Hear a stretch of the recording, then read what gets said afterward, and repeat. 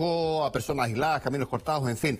Tengo la sensación de que el clima está avisando cómo se viene este invierno que todavía no ha ni siquiera partido, no ha comenzado. Momento oportuno entonces para conversar con Michel Deleuve en esta entrevista verdadera. Michel, ¿cómo estás? Gusto saludarte, bienvenido y gracias por acompañarnos. Muy buenas noches, muchas gracias. Antes que el suministro de agua, tengo la sensación yo, Michel, hay que preocuparse por las personas. Escuchaba al alcalde de San José de Maipo, no sé cómo lo ves tú esto, de que decía o destacaba él que no podía garantizar que no hubiera riesgo para las personas en razón de lo que estaba ocurriendo en la precordillera de esa zona. ¿Cómo miras eso? Yo creo que principalmente tenemos un problema estructural que hace precisamente que en este caso, cuando la emergencia supera los niveles locales, nos veamos con este tipo de situaciones. Primero, que la autoridad local, en este caso el municipio, se ve rápidamente superado. Y segundo, que desde el punto de vista central tenemos un sistema tan centralizado que también demora en llegar ese tipo de ayuda. Nosotros debemos generar mayor cantidad de resistencia en los municipios y eso implica facultades, recursos y competencias técnicas. A mí me llama mucho la atención que una autoridad comunal, en este caso un alcalde, diga algo como eso, que es bastante grave o suficientemente grave como para mover a la acción y no pase nada. Dice que no puede garantizar la seguridad de las personas en razón del fenómeno meteorológico que está en curso y no pasa después de eso nada. Bueno, es lo que pasa. Nuestro sistema en general lo que ocurre es que es excesivamente centralizado y ahí tenemos que avanzar bastante. En los sistemas modernos el primer eslabón está compuesto por dos áreas: comunidad organizada y entrenada y municipios, o en este caso gobiernos locales, debidamente empoderados.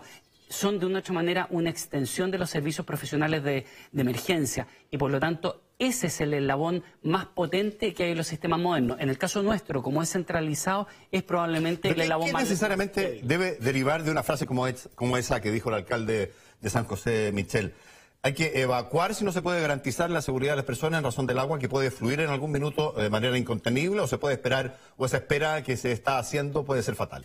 Bueno, en el caso de San José de Maipo lo relevante es comprender lo que hay que hacer antes y en ese sentido establecer puntos que sean seguros. Por ejemplo, en el caso de San José de Maipo tenemos tres elementos que son importantes. Uno, la conectividad. Hay una sola vía de conexión, por lo tanto, se corta esa vía e independiente de lo que ocurra, más allá de que se haya riesgo o no para las personas, estamos hablando inmediatamente de personas aisladas. En segundo lugar, tenemos el tema de los aluviones, tenemos el desplazamiento de material, ¿cierto?, a través de las quebradas, que ya lo hemos visto, y que por lo tanto eso puede amenazar hogares. Y en tercer lugar, tenemos el aumento de los cauces de los ríos.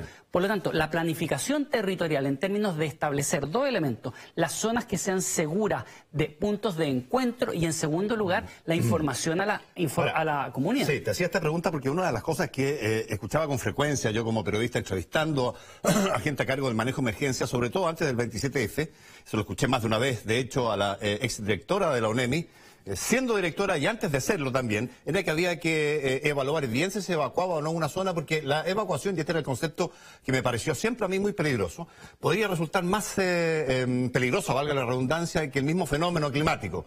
Yo no sé si en una cabeza cuerda puede caber una cosa como esa. Hoy día es impensable, por ejemplo, que de cara a un terremoto relevante, un sismo de importancia en la costa, la gente espere a ver si viene el agua. Evacúan al tiro.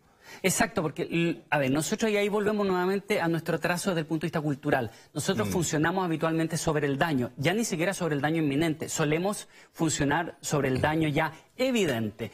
Aquí lo que hay que hacer entonces es avanzar culturalmente en que nuestro sistema de emergencia empiece a operar más bien de manera anticipada, por ejemplo, con un pronóstico meteorológico, etcétera. Yo creo que se ha ido avanzando lentamente, al menos en el manejo de ahora lo hemos visto, se ha tomado más en cuenta el pronóstico meteorológico y, por ejemplo, Agua Andina avisó ayer ya esta posible situación. Iba a decir eso, Agua Andina está reaccionando un poco mejor, advirtiendo de una eventualidad de corte posible, luego alertando y ahora llamando directamente a juntar agua a los usuarios de cara a lo que debe ser ya, me imagino yo, un corte que es inminente. Eso es una mucho mejor actitud de advertencia de parte de la empresa, presionada seguramente por la autoridad. Sí, y ahí yo creo que es importante. A mí me llama la atención, y vuelvo al tema de cómo hacemos las lecturas y cómo decimos las cosas. Me llama la atención que ha habido mucha explicación de decir esto es preventivo, puede que no exista. Primero, yo siento que hay un temor de la autoridad de que si efectivamente no hay corte de agua, eso le vaya a significar algún tipo de costo político, comunicacional, donde la gente vaya a decir, me hizo juntar agua o me hizo evacuar, por ejemplo, que haga una evacuación a tal lugar, pero al final no pasó nada. Y ahí hay un tema que tenemos que ser capaces de unir y de enlazar. La comunidad debe comprender que en muchas ocasiones vamos a tener que hacer cosas, aunque efectivamente el impacto sea menos al catastrófico. Ahora, esta actitud de Aguas Andinas tiene que ver mucho seguramente con lo que pasó en febrero. Tú estuviste acá con nosotros para esa fecha, cuando estuvo Santiago 3 días sin agua potable por el corte provocado justamente por una situación de esta naturaleza, y el error comunicacional monumental que generó el problema fue que Agua Andina avisó de esto a las 3 de la mañana cuando todo Santiago dormía. Así es, y creo que hoy día ha mejorado un poco. Ahora, creo que hay elementos también estructurales que debemos mejorar, y eso tiene que ver con los planes de gestión de emergencia y continuidad operacional. Uno de los temas que pasó en el último corte y que ha pasado en otros cortes es que en definitiva viene la emergencia y si en este caso la región metropolitana no hubiera sido por los municipios, la empresa no es capaz de hacer continuidad operacional del servicio durante el tiempo que se requería.